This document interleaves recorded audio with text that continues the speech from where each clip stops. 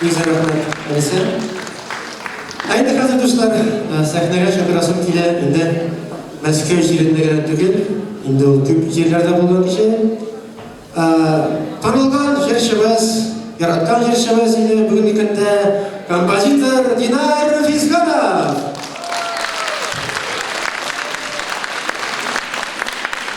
Zor rahmet dostlar.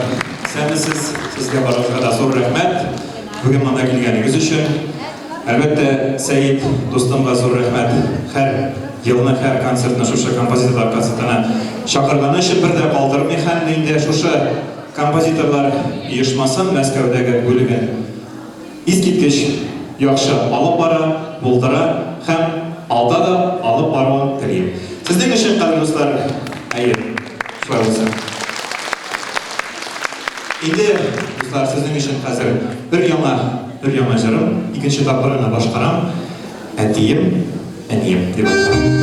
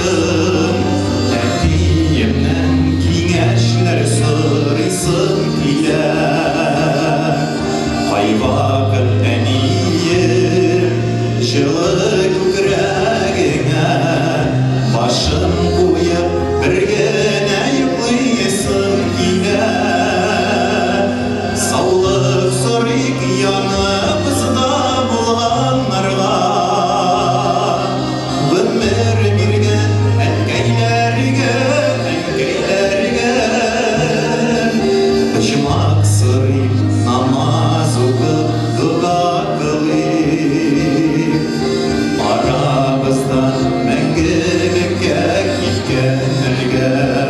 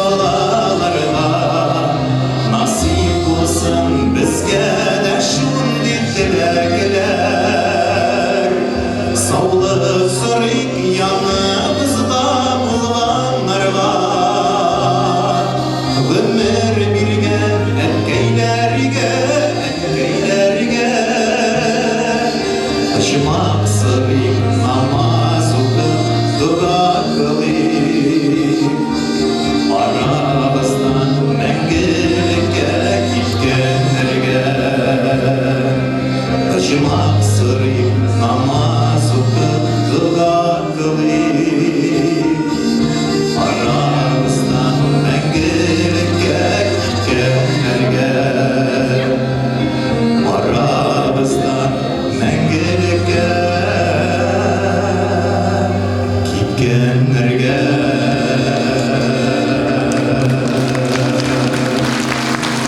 Динар Хисханов! Рахмәт, Динар Хисханов.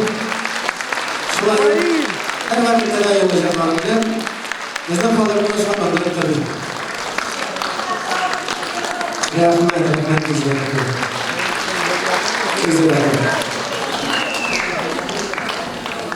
Атырак сезгә сарышыңау.